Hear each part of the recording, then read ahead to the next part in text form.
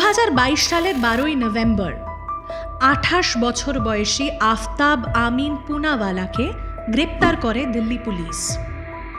27 বছর বয়সী শ্রদ্ধা ওয়ালকারের অন্তর্ধানের বিষয়ে তার বাবা মিসিং কমপ্লেন্ট ফাইল করে দিল্লি পুলিশের কাছে, আর সেই ভিত্তিতেই গ্রেপ্তার হয় আফতাব। তারপরেই তদন্তের সময় উঠে আসে হাড় হিম করা একটি ঘটনা। জানা যায় শ্রদ্ধা ওয়ালকারকে খুন করে তার দেহর 35টা টুকরো করে তাকে বিভিন্ন জায়গায় ফেলে দিয়েছে একজন। ইনফ্যাক্ট প্রমাণ লোপাটের জন্য শ্রদ্ধার মুখটা পর্যন্ত পুড়িয়ে ফেলা হয়েছে। তদন্তে আরও জানা যায় যে শ্রদ্ধা খুন হয়েছিল মে মাসের 18 তারিখে, আর আফতাবকে গ্রেপ্তার করা হয় নভেম্বর মাসে, মানে 6 মাস পরে। এই 6 মাসে শ্রদ্ধার পরিবারের কেউ একবারও কেন খোঁজ করলো না শ্রদ্ধার ব্যাপারে? আফতাব কি সত্যি শ্রদ্ধাকে খুন করেছিল, নাকি এটা কোনো লাভ জিহাদের ব্যাপার? কেন শ্রদ্ধাকে এরকম নৃশংসভাবে খুন করা হয়েছিল, কিভাবে খুন করা হয়েছিল, এবং আফতাব ও শ্রদ্ধার মধ্যে সম্পর্কটা ঠিক কিরকম ছিল? এই সমস্ত প্রশ্নের উত্তর জানতে গেলে প্রথম থেকে শুরু করতে হয়, জানতে হয় আরও গভীরভাবে শ্রদ্ধা ওয়ালকার অ্যান্ড আফতাব আমিন পুনাওয়ালার ব্যাপারে, তাদের সম্পর্কের ব্যাপারে।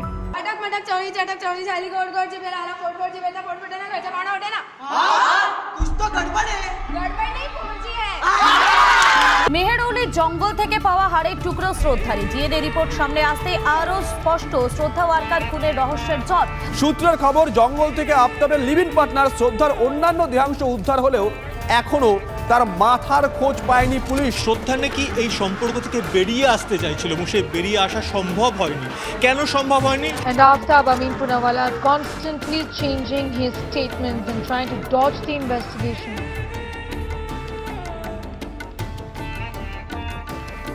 तो मैं उस हर ऑफिसर के पास जाकर सिर्फ यही जानना चाहता था, आफताब है क्या?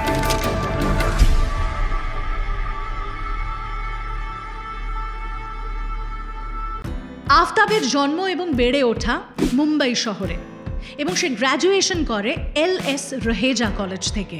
একজন ফুড ভ্লগার হিসেবে আফতাবের একটি ইনস্টাগ্রাম চ্যানেল ছিল যেটার নাম ছিল হাংরি ছোকরো, এবং সেখানে 29,000-এরও বেশি ফলোয়ার্স ছিল আফতাবের। আফতাব খুব সাধারণ একটা জীবন যাপন করত, ইনস্টাগ্রামে ভিডিওস করা, একটা 9 to 5 জব করা, তার সাথে মাঝে মাঝে রিক্রিয়েশন হিসেবে ক্রাইম সিরিজ আর ওয়েব সিরিজ এনজয় করা ছাড়া তার মধ্যে আর কোনো পৈশাচিক আচরণ কিন্তু দেখা যায়নি। খুবই স্বাভাবিকভাবেই সে তার জীবনযাপন করত, আর তার মধ্যেই দেখা হয় তার গার্লফ্রেন্ড লিভ ইন পার্টনার শ্রদ্ধা ওয়ালকারের সাথে। বলা যেতে পারে আফতাব শিক্ষিত, শান্ত, মার্জিত স্বভাবের একটি ছেলে ছিল। জন্মসূত্রে শ্রদ্ধাও মুম্বাইয়েরই মেয়ে। নিজের পরিবারের সাথে সম্পর্ক রাখতে চেয়েছিল শ্রদ্ধা, কিন্তু তার বাবা মায়ের মধ্যে সম্পর্ক কোনোদিনও ঠিক ছিল না। মালাডের একটি কল সেন্টারে শ্রদ্ধা কাজ করত, এবং সেপারেটেড মা বাবার জন্য অনেক সময় খানিক মানসিক অশান্তির শিকার হয়েছে শ্রদ্ধা। বিভিন্ন সূত্রে জানা গিয়েছে শ্রদ্ধা একটি ফাস্ট পেসড লাইফ লিড করতে পছন্দ করত, এবং পারিবারিক গোলযোগের ফলে অনেক সময় মেন্টালি আপসেট থাকার দরুন পরিবারের সম্পর্কের বাইরে এসেও একটি ভালো সম্পর্ক, ভালোবাসার মানুষ খুঁজে বেড়াতো শ্রদ্ধা। ডেটিং অ্যাপে দেখা হওয়ার পরে একই MNC-তে কাজ করতে শুরু করে শ্রদ্ধা এবং আফতাব। পরিবারের থেকে সেই অর্থে সাপোর্ট আর ভালোবাসা না পাওয়ার দরুন আস্তে আস্তে শ্রদ্ধা বেশ অনেকটাই মেন্টালি ডিপেন্ডেন্ট হয়ে পড়ে আফতাবের প্রতি। তাদের সম্পর্ক দ্রুত গতিতে এগিয়ে চলে, এবং কয়েক মাসের মধ্যেই তারা লিভ ইন করতে শুরু করে দেয়। আফতাব আর শ্রদ্ধা একে অপরের সাথে প্রেমের সম্পর্কে লিপ্ত হলেও তাদের ইন্টার কাস্ট রিলেশনশিপের ফলে উভয় পক্ষের বাড়িতেই কিন্তু এটার কোনো অ্যাকসেপ্টেন্স ছিল না। 2019 সালে তাই ওরা দুজনেই ডিসাইড করে মুম্বাই থেকে বেরিয়ে তারা দিল্লি চলে যাবে। ফাইনালি যখন শ্রদ্ধা মিসিং সবাই জানতে পারে, তখন শ্রদ্ধার 3 জন বন্ধু রজত, লক্ষ্মণ, নাদির, তারা বলে যে দুজনের মধ্যে সম্পর্কটা অনেকটা নিবিড় হওয়া সত্ত্বেও পরের দিকে সেটা যথেষ্টভাবে তিক্ত হয়েছিল। কেন? কি এমন ঘটেছিল দুজনের মধ্যে? কেন এতটা লড়াই করেও দুজনের মধ্যে সম্পর্ক ঠিক থাকেনি? বিভিন্ন বিষয়ে দুজনের মধ্যে তর্ক, বিবাদ, বচসা লেগেই থাকতো। কিন্তু বন্ধুদের কথা অনুযায়ী পরে আমরা এটাও জানতে পেরেছি যে আফতাব রীতিমতো গায়ে হাত তুলত শ্রদ্ধার। তারা এটা পর্যন্ত বলেছে যে মুম্বাইয়ে থাকাকালীন অনেকবার শ্রদ্ধা চেষ্টা করেছে এই সম্পর্ক থেকে বেরিয়ে আসতে, কিন্তু আফতাবের কারণে সেটা সে করে উঠতে পারেনি। 2020 সালে আফতাবের বিরুদ্ধে এফআইআর করেন শ্রদ্ধা। শ্রদ্ধা লেখেন, তার উপর নির্যাতন চালায় আফতাব, শ্বাসরোধ করে খুনের চেষ্টা করেছে, হুমকি দেয়া হচ্ছে টুকরো টুকরো করে কেটে ফেলে দেওয়ার। সাংসারিক খরচ, সেভিংস সব কিছুর প্রতি শ্রদ্ধার অনেক বেশি এফোর্ট ছিল এবং আফতাব অনেক সময় অতটা ইনভলভড থাকতো না। তাছাড়াও শ্রদ্ধা এবং আফতাবের একে অপরের প্রতি বিশ্বাস বেশ নড়বড়ে ছিল। বলা যেতে পারে আফতাব ওয়াজ আ প্লেয়ার অফ সর্টস। শ্রদ্ধার সঙ্গে সম্পর্কে থাকাকালীন আফতাব বিভিন্ন ডেটিং অ্যাপসে অন্যান্য মহিলাদের সঙ্গে চ্যাট করত এবং সেই নিয়ে শ্রদ্ধার সঙ্গে তার বারংবার বচসা বাঁধে। কিন্তু প্রত্যেকবারই আফতাব শ্রদ্ধাকে সরি বলার পরে শ্রদ্ধা তাকে একটার পর একটা সুযোগ দিতে থাকে। কিন্তু বাড়ির লোকের অমতে ওরা দুজন একসাথে থাকা শুরু করেছিল বলে শ্রদ্ধার নিজের পরিবার পরিজন, আত্মীয় স্বজন, বন্ধু বান্ধব সকলের সাথেই একটা দূরত্ব এসে গেছিল সম্পর্কে। মাঝে মাঝে শ্রদ্ধার বাবা, শ্রদ্ধার দাদা হোয়াটসঅ্যাপ স্টোরিজ, ইনস্টাগ্রাম স্টোরিজে শ্রদ্ধা কোথায় কি করছে দেখত। কোনো রকম ইন্টারঅ্যাকশন ছিল না ওদের মধ্যে। লাস্ট শ্রদ্ধার নিজের মায়ের সঙ্গে কথা হয়েছিল যখন তার মা তাকে আরও একবার রিকোয়েস্ট করেছিল সম্পর্কে ইতি ঘটিয়ে বাড়ি ফেরত আসতে। শ্রদ্ধা সেটা নাকচ করে দিয়েছিল। তারপরে আনফর্চুনেটলি শ্রদ্ধার মা মারা যায়। নিজের বাবাকে সোশ্যাল মিডিয়াতে ব্লক করার ডিসিশন শ্রদ্ধা অনেক দিন আগেই নিয়েছিল। মা মারা যাওয়ার পরে শ্রদ্ধার মত পরিবর্তন হয়, নিজের বাবাকে সোশ্যাল মিডিয়াতে আনব্লক করে। আর তারপর থেকেই শ্রদ্ধার বাবা ক্যাজুয়ালি নিজের মেয়ের খোঁজ খবর রাখত সোশ্যাল মিডিয়ায়, but it was pretty one sided. এর আগে শ্রদ্ধা আর আফতাবের মধ্যে ঝগড়াঝাটি, অশান্তি, হাতাহাতি হওয়ার সময় শ্রদ্ধার দাদাকে একবার দুবার হস্তক্ষেপ করতে হয়েছিল, কিন্তু শ্রদ্ধার কথা ভেবে তার মুখের দিকে তাকিয়ে আফতাবের প্রতি কোনো রকমের কোনো চার্জেস ফাইল করেনি তার দাদা। শ্রদ্ধা বারংবারই ভেবেছে যে আফতাব মনের দিক থেকে ভালো মানুষ এবং সময়ের সাথে পরিবর্তন হবে।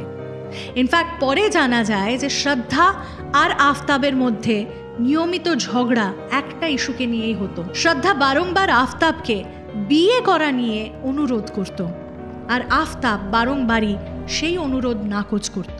2022 অগস্ট মাসে শ্রদ্ধার এক বন্ধু লক্ষ্মণ নোটিস করে যে সোশ্যাল মিডিয়াতে শ্রদ্ধার দিক থেকে অনেক দিন কোনো রকম আপডেটস পাওয়া যাচ্ছে না। লক্ষ্মণ সেই ব্যাপারটা শ্রদ্ধার দাদার সঙ্গে আলোচনা করে এবং ফাইনালি শ্রদ্ধার দাদা শ্রদ্ধার বাবাকে সেই খবরটা দেয়। শ্রদ্ধার বন্ধুদের পরামর্শে এবং অনেক দিন নিজের মেয়ের কোনো রকম খোঁজ খবর না পাওয়ায় শেষমেশ শ্রদ্ধার বাবা বিকাশ মদন বালকর পুলিশে অভিযোগ জানায় এবং সেই অভিযোগের ভিত্তিতে ফাইনালি দিল্লি পুলিশ আফতাব আমিন পুনাওয়ালাকে গ্রেপ্তার করে এবং 5 দিনের পুলিশি হেফাজতে রাখে। ফাইনালি বিভিন্ন প্রশ্ন জেরার মুখে আফতাব স্বীকার করে যে প্রচণ্ড অশান্তি ঝামেলার মধ্যে রাগের মাথায় সে শ্বাসরোধ করে তার গার্লফ্রেন্ড শ্রদ্ধা ওয়ালকরকে খুন করেছে। জিজ্ঞাসাবাদ চলাকালীন আফতাবের মুখে যে খুনের বর্ণনা আর প্রমাণ লোপাটের জন্য যে পরিকল্পনার ব্যাপারে জানা যায় সেটা যথেষ্ট চাঞ্চল্যকর। জানা যায় শ্রদ্ধাকে খুন করার পরে তার দেহ লোপাট করার জন্য আফতাব রীতিমতো ইন্টারনেটে রিসার্চ করেছে। তারপরে ঠান্ডা মাথায় বাজার থেকে গিয়ে একটা করাত কিনে এনেছে। यहाँ पे ये परमानेंट यहीं पे रखी रहती है। उसने आगे उठाया ये और ये ले गया था और उसने बोली कील ले गया था और हथौड़ी ले गया था। তারপরে আফতাব দীর্ঘ 2-3 দিন ধরে 35খানা টুকরো করে তার গার্লফ্রেন্ডের দেহের। বাজার থেকে 19,000 টাকা দিয়ে একটি 300 লিটারের ফ্রিজ কিনে আনে যাতে সেখানে শ্রদ্ধার মৃতদেহের টুকরোগুলোকে সে প্রিজার্ভ করতে পারে। বিভিন্ন web series, crime series, serial কিলার্সদের থেকে এতটাই প্রভাবিত ছিল আফতাব যে এই পুরো ঘটনাটাকে এই পরিণতি দেওয়ার সময় সে পুরোপুরি আনএফেক্টেড ছিল এবং সেটা আফতাব জেরার মুখে নিজে স্বীকার করেছে। জেরার মুখে পুলিশকে আফতাব জানিয়েছে যে গলা টিপে শ্রদ্ধাকে মেরে ফেলার পরে তার মৃতদেহ বাথরুমে নিয়ে যায় সে। সেখানে শাওয়ারের তলায় শ্রদ্ধার দেহ টুকরো টুকরো করে কেটেছে। কেটে ফেলা অংশগুলোকে ব্ল্যাক কালারের পলিথিন ব্যাগে পুড়ে ডিপ ফ্রিজে রেখে দিয়েছিল। আর যেই অংশটা তার কাটা হয়নি সেটা নিচের তাকে রেখে দিয়েছিল। তারপরে আফতাব ঠান্ডা মাথায় নিজের ইউজুয়াল লাইফ লিড করতে চলে যায়। পাশের ঘরে ঘুমোয়, ফ্রিজে রাখা খাবার বের করে খায়, ইনফ্যাক্ট সেইখানে রাখা দুধ গরম করে নিজে চা বানিয়েও খেয়েছে। নিজের লিভ ইন পার্টনার গার্লফ্রেন্ডের দেহের 35খানা টুকরো করে তারপরে প্রশ্ন ওঠে কিভাবে সেই বডি ডিসপোজ করবে। ইতিমধ্যে আফতাব নিজের গার্লফ্রেন্ডের ফোন ব্যবহার করা শুরু করে দেয়। সে ভাবে যে যদি রেগুলারলি সোশ্যাল মিডিয়াতে শ্রদ্ধার অ্যাকাউন্ট থেকে কিছু না কিছু আপডেটস দিতে থাকে সে, তাহলে ডিসঅ্যাপিয়ারেন্সের প্রশ্ন উঠবে না। এবং যেমন ভাবা তেমন কাজ, বিভিন্ন আপডেটস দিতে থাকে আফতাব শ্রদ্ধার সোশ্যাল মিডিয়া থেকে। আরও একটি কাজ সে করে যেটা পরে জানতে পারা যায় পুলিশের জেরার মুখে। আফতাব স্বীকার করে যে শ্রদ্ধার অ্যাকাউন্ট থেকে সে প্রায় 52,000 টাকা নিজের অ্যাকাউন্টে ট্রান্সফার করে শ্রদ্ধাকে খুন করার পরে। বডি ডিসপোজ করার আগে যখন ফ্রিজের মধ্যে সেই অংশগুলো সব প্লাস্টিকের ব্যাগে রাখা, ঘরের মধ্যে দুর্গন্ধ ছড়াতে থাকে। আফতাব বাজার থেকে ধূপকাঠি, রুম ফ্রেশনার ইত্যাদি নিয়ে এসে ঘরে ছড়িয়ে দেয় যাতে কারুর মনে কোনো প্রশ্ন না ওঠে। এমনকি নিজের ডেটিং অ্যাপসে সে বিভিন্ন মেয়ের সাথে চ্যাটও করে এবং জানা যায় যে সেই সূত্রেই আরও একজন মেয়েকে সে বাড়িতে ডাকে, তারা একসাথে সময় কাটায়। সেদিন রাত্রিবেলা মেয়েটি আফতাবের বাড়িতেই থেকে যায়। অ্যান্ড দ্য স্ট্রেঞ্জেস্ট পার্ট ইজ তখনও সেই বাড়ির ফ্রিজে শ্রদ্ধার বডি পার্টস লুকানো ছিল। वो लड़की फ्लैट के अंदर आती है तो आफताब पहले से तैयारी करता है। फ्रिज से बॉडी के टुकड़े, खास तौर से जो सर का हिस्सा है वो उस वक्त भी था, वो बॉडी के टुकड़े उठाता है और किचन में लेकर जाकर वो रखता है। लड़की पूरी रात उठती है। श्रद्धा का जब मर्डर कर रहा होता है तो एक रिंग था श्रद्धा के हाथ में, वो रिंग वो निकाल लिया था, वो उस लड़की को गिफ्ट में देता है। জেরার মুখে পুলিশ যতবার হিন্দিতে প্রশ্ন করেছে আফতাবকে, সে ইংরেজিতে উত্তর দিয়েছে। পুলিশের মুখে জানা গিয়েছে যে এই প্রতিটি নৃশংস ঘটনার বর্ণনা পুঙ্খানুপুঙ্খভাবে আফতাব তাদেরকে জানিয়েছে ঠান্ডা মাথায়, ভাবলেশহীনভাবে। তার মধ্যে কোনো প্রকারের অনুতাপ, অনুশোচনা, অপরাধবোধ বা গলা ধরে আসার মতন আবেগ প্রবণতার লেশমাত্র দেখা যায়নি। সে এটাও জানিয়েছে যে সেই পুরো ঘটনাটা সে সজ্ঞানে করেছে। 2-3 দিন ধরে নিজের গার্লফ্রেন্ডের বডি পার্টস কেটে সাইজ করে ফ্রিজে রাখার পরে প্রত্যেক দিন রাত্রিবেলা অল্প অল্প করে সেই বডি পার্টসগুলোকে সে ডিসপোজ করা শুরু করে। জেরা চলাকালীন জানা যায় যে দীর্ঘ 20 দিন ধরে আফতাব প্রত্যেক দিন রাত্রিবেলা পলিথিন ব্যাগসগুলো নিয়ে একটু একটু করে ছত্তরপুরের জঙ্গলে ডিসপোজ করা শুরু করেছিল। বাথরুমে শ্রদ্ধার দেহের 35খানা টুকরো করার পরে পুরো বাথরুমটাকে ব্লিচ দিয়ে সন্তর্পণে পরিষ্কার করেছিল আফতাব। সেখানে যাতে কোনোভাবেই শ্রদ্ধার শরীরের রিমেন্স না পাওয়া যায়, কেয়ারফুলি প্ল্যান করেছিল সেটা সে। তারপরে ডিসপোজালের সময় শ্রদ্ধার কাটা মাথা নিয়ে জঙ্গলে ফেলে সেটাকে পুড়িয়ে পর্যন্ত দেয় যাতে কোনোভাবেই সেটা পেলেও শ্রদ্ধাকে আইডেন্টিফাই না করা যায়। শুধু তাই নয়, 32 প্যাকেটস কোথায় কোনটা ডিসপোজ করছে সেটা একটা নোটবুকে লিখে পর্যন্ত রাখত, যাতে একই জায়গায় বেশি সংখ্যক প্যাকেটস ডিসপোজ না করে ফেলে সে। এতটা ঠান্ডা মাথায় প্ল্যান মাফিক এরকম নৃশংসভাবে নিজের গার্লফ্রেন্ডকে খুন করেছিল আফতাব আমিন পুনাওয়ালা। আফতাবকে গ্রেপ্তার করার পরে সাদার্ন পুলিশ যোগাযোগ করে তাদের ইস্টার্ন কাউন্টার পার্টের সাথে। ত্রিলোকপুরী অঞ্চলের পাণ্ডব নগরে শ্রদ্ধার মাথা পাওয়া গিয়েছিল তার মৃত্যুর 1 মাস বাদে, অর্থাৎ জুন মাসে, কিন্তু তখন আইডেন্টিফাই করা যায়নি। পরে ডিএনএ স্যাম্পল নিয়ে টেস্ট করে জানা যায় যে ওই মাথাটা শ্রদ্ধারই ছিল। পরবর্তীকালে তদন্ত কমিটি আফতাবকে নিয়ে জঙ্গলে সেই জায়গায় যায় যেখানে সে মৃতদেহের বিভিন্ন টুকরোগুলোকে ফেলেছিল। কিছু হাড়গোড় উদ্ধার হয় মেহরৌলি ফরেস্ট থেকে।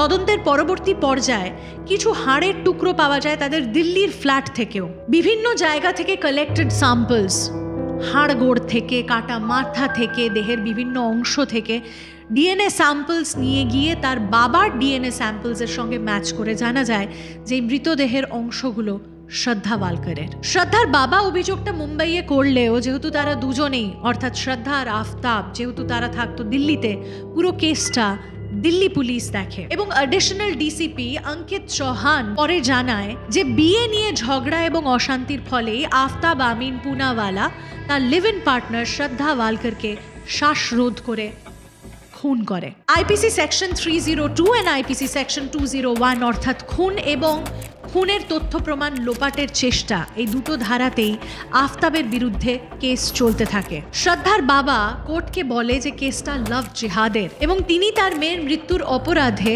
আফতাবের জন্য কোর্টের কাছে মৃত্যুদণ্ডের আবেদন জানায়। শ্রদ্ধা ওয়ালকার আর আফতাব আমিন পুনাওয়ালার হেট স্টোরি এখনো বিচারাধীন। আফতাবকে রাখা হয়েছে তিহার জেলে। অফকোর্স এরকম নৃশংস খুন যে করেছে তার ম্যাক্সিমাম শাস্তি হোক আমরা সবাই চাই, কিন্তু আমার মনে হয় এই কেসটাতে আরও একটা ভাইটাল জিনিস রয়েছে which according to me is the biggest paradox, that is the role of social media. একবার ভেবে দেখুন, আমরা এই সময় দাঁড়িয়ে অনেক সময় বলি যে সোশ্যাল মিডিয়া এসে আমাদেরকে কানেক্ট করেছে। বিশ্বের বিভিন্ন প্রান্তে ছড়িয়ে ছিটিয়ে থাকা বন্ধু বান্ধব আত্মীয় স্বজন সবার সঙ্গে আমরা টাচে থাকতে পারি, but is it really true? Social media কি আমাদের সত্যিই কানেক্টেড রেখেছে না ডিসকানেক্টেড করে ফেলেছে? শ্রদ্ধা ওয়ালকারের কেসেই দেখুন, যতদিন পর্যন্ত আফতাব আমিন পুনাওয়ালা শ্রদ্ধার সোশ্যাল মিডিয়াতে ছোটোখাটো স্টোরিজ আপডেটস দিতে থেকেছে ততদিন পর্যন্ত আফতাবকে কেউ ছুঁতে পর্যন্ত পারেনি। He has successfully fooled all her friends, family, relatives. তারা সবাই ভেবেছে শ্রদ্ধা বেঁচে আছে, বর্তে আছে এবং ভালো জীবনযাপন করছে। যেই মুহূর্তে সেই আপডেটস ইরেগুলার হয়েছে, বন্ধ হয়েছে, তখন সবার টনক নড়েছে। আমরা কি সত্যি এতটা ডিস্টেন্ট হয়ে গিয়েছি যেখানে আমরা আমাদের বাড়ির লোকজনের সাথে দিনে একবার ফোন করার, কথা বলার সুযোগ পাই না? যদি সত্যি আজকের শ্রদ্ধার দাদা, বন্ধু বান্ধব, বাড়ির লোকজন দিনে একবার অ্যাটলিস্ট শ্রদ্ধার সঙ্গে কথা বলতো, তাহলে কি এই পরিণতি হতো এই 27 বছর বয়সী মেয়েটির? ভেবে দেখুন, maybe this is the paradox of social media.